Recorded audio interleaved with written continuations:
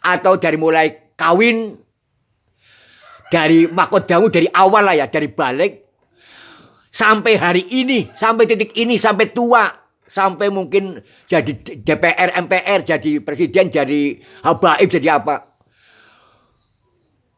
Mahkodamu wa asarohum. Nah ini wa asarohum. Wa asarohum itu bersama implikasinya, bersama dampak baik buruknya. Ini asarohum, ini ingat ini. Maka maaf, orang yang mengatakan Jokowi itu komunis, padahal Jokowi itu mengakui ada Tuhan, bahkan haji, kemudian kata itu salah, kata itu dibendu Allah, maka jika kata itu ditiru oleh sejuta orang Indonesia, maka yang berkata Jokowi komunis harus memikul dosa sejuta manusia Indonesia. Ini ingat. Wa asarohum. Jangan main-main. Berkata, menulis. Orang yang menulis memilih Ganjar murtad. Jika ada yang meniru kata-kata itu sampai sejuta, maka yang menulis pertama harus bertanggung jawab dosanya. Sejuta orang yang meniru itu. Inilah wa asarohum. Ini jangan main-main. Jangan main-main dalam hal kebenaran. Kebenaran kata dan lisan dan tulisan. Wa asarohum. Maka saya di Facebook itu sering kritik orang mengatakan orang komunis itu pura-pura Pancasila. Ini goblok itu. Ini bahaya. Kalau dia salah pemikirannya, perkataannya nggak benar, nanti ditiru oleh orang lain, dia itu mampus. Calon penghuni apa? Neraka jahanam. Ahlu jahanamum walbak ya. Itu ahli jahanam yang abadi. Maka jangan main-main. Yang berat itu asarohum. Kalau hanya dipikul saya itu ringan. Maaf saja. Misal saya mengatakan Pak Jokowi komunis, yang lain gak ikut niru, yang lain ikut diam semuanya, gak niru ya. Saya tuh bebas, hanya satu dosa mengatakan itu. Saya bisa minta maaf pada Pak Jokowi. Pak Jokowi, saya mohon maaf telah mengatakan Anda ini. Pak Jokowi mengampura, selesai. Tapi yang lain itu, coba. Tidak mungkin sejuta orang itu datang ke Pak Jokowi minta maaf. Tidak mungkin. Sulitlah. Makanya jangan main-main mengatakan pertama keburukan. Jadi imam dosa. Imam bejat, imam iblis. Saya ulangi lagi. Orang yang menulis bahwa memilih Ganjar murtad. Kalau itu salah dan dosa, yang lain sejuta orang meniru nulis itu di Facebook, di YouTube dan sebagainya, di TikTok, di snap video, itu pun dosanya diikutkan pada orang yang nulis pertama. Misal, yang nulis pertama telah minta maaf pada Pak Ganjar. Mas Ganjar, minta maaf ya, saya telah menulis bahwa kalau nggak milih Anda murtad. Maafkan saya melebihi Tuhan, saya melebihi Nabi, saya seakan sok suci, seakan saya itu bukan manusia biasa. Saya minta maaf, Pak Ganjar memaafkan, tapi yang lain, yang 999.000 tidak minta maaf, siapa dosanya? Ya saya, yang nulis pertama itu. Betapa beratnya dosa itu. Inilah konsep besar menjadi waliullah ini yang dipegangi oleh para kiai yang hebat tuh. Wa asarohum. Asar kan isir halus lembutannya, dampaknya. Secara sirinya kan itu ya. Asar kan kadang siri halus lembut tak terguni atau dalam bahasa Inggrisnya laten. Kalau mengatakan mungkin fungsi apa manifest fungsi yang tampak. Nah, peniru itu namanya apa? Yang tidak tampak. Laten fungsi guna tak tampaknya di sini. Ini bahaya. Laten fungsi. Jadi kalau ngomong langsung yaitu manifest fungsi, wujud fungsi, tapi kalau meniru lebihnya laten fungsi. Nah ini kan bahaya. Ini bahaya, maaf. Janganlah sekali-kali. Kemudian apa? Wa asarohum wa kulasai'in. Wa kulasai'in dan kulasai'in. Tiap-tiap salah itu, tiap-tiap dosa itu, yaitu dosa perbuatan berikut akibatnya, berikut dampak buruknya, berikut dampak baiknya, itu wakulisai'in ahsonahu, saya simpan. Kami simpan fi kitab mubin, dalam kitab yang nyata di langit sana. Inilah sangat mengerikan. Berkata satu kata yang iblis bisa abadi, bisa membuat neraka jahanam gara-gara apa?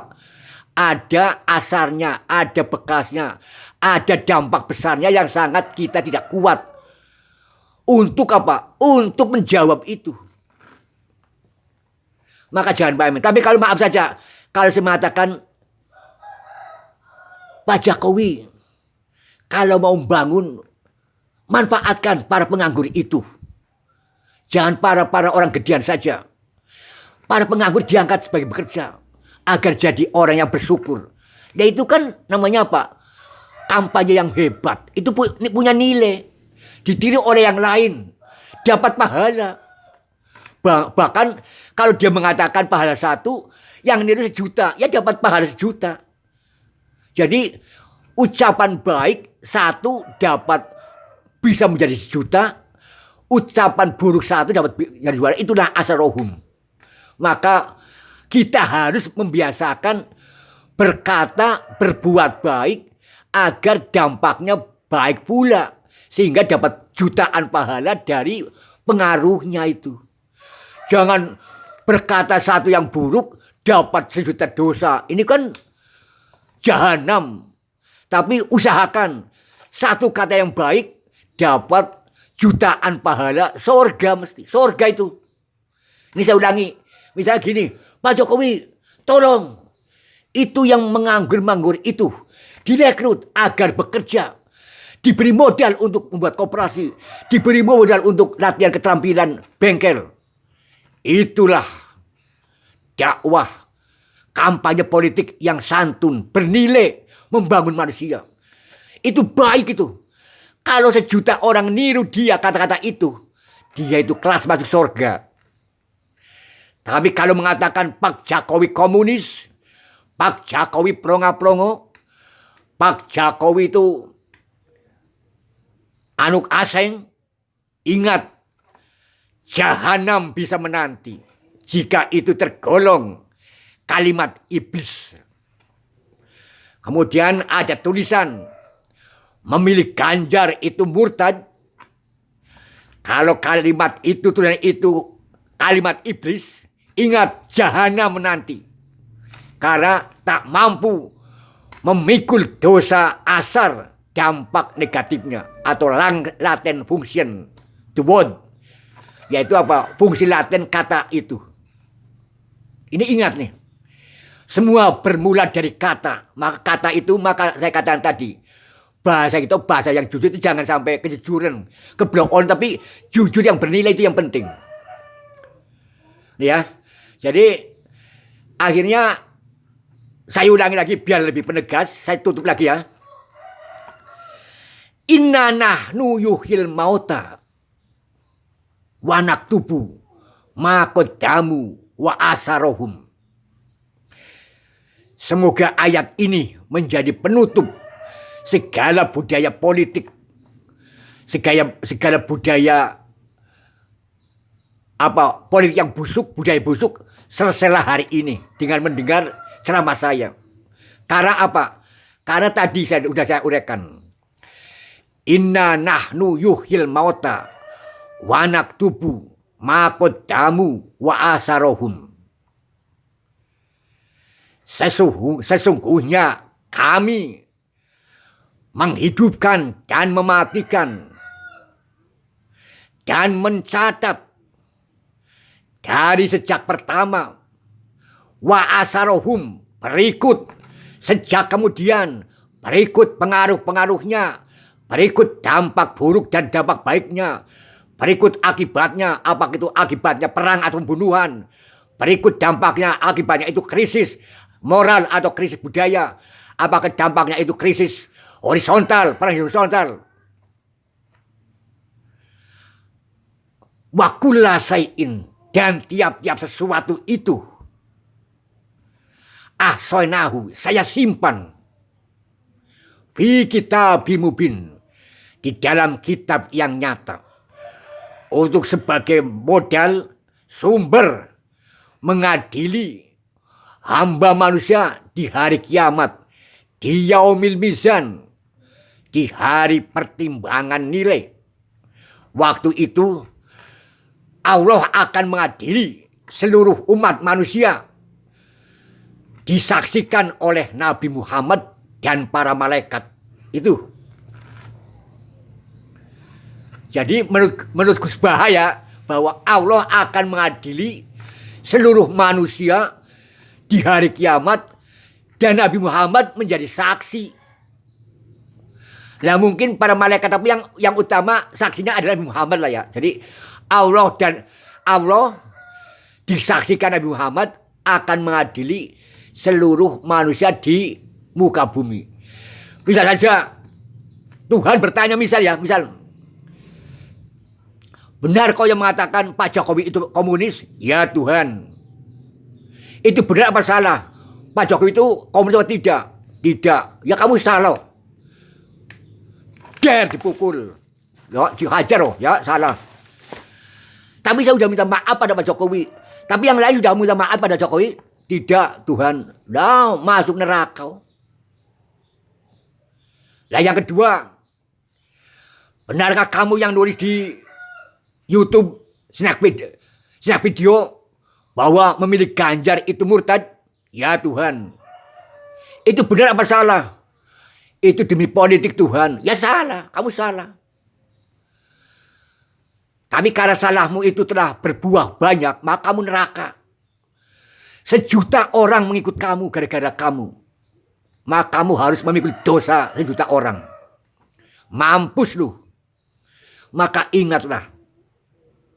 Inilah penjabaran ayat ini. Sangat menakutkan, mengerikan. Maka yang paling indah dan baik adalah apa? Berpolitiklah yang bagus. Good political. Dan berbudayalah yang bagus. Good.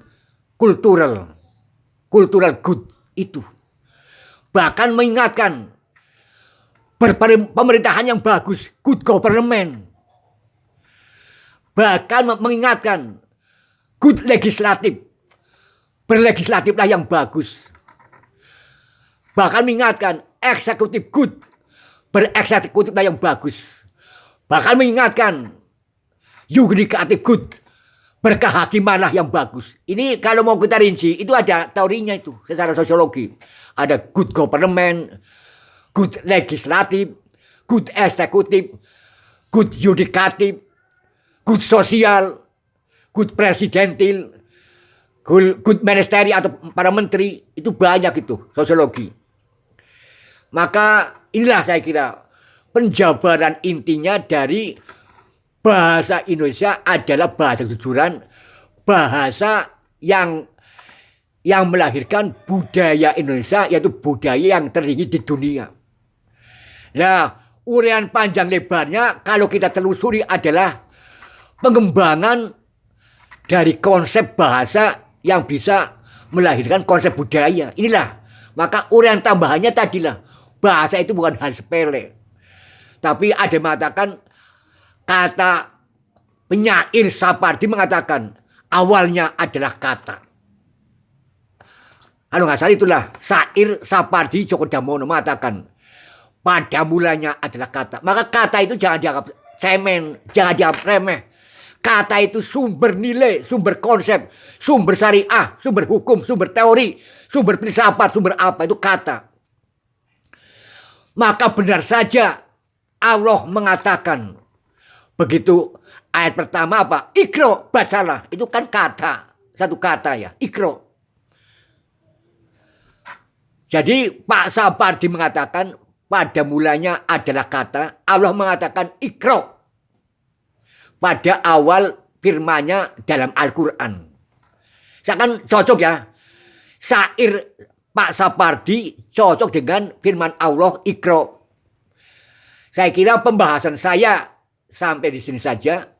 Lebih kurangnya mohon maaf. Wassalamualaikum warahmatullahi wabarakatuh.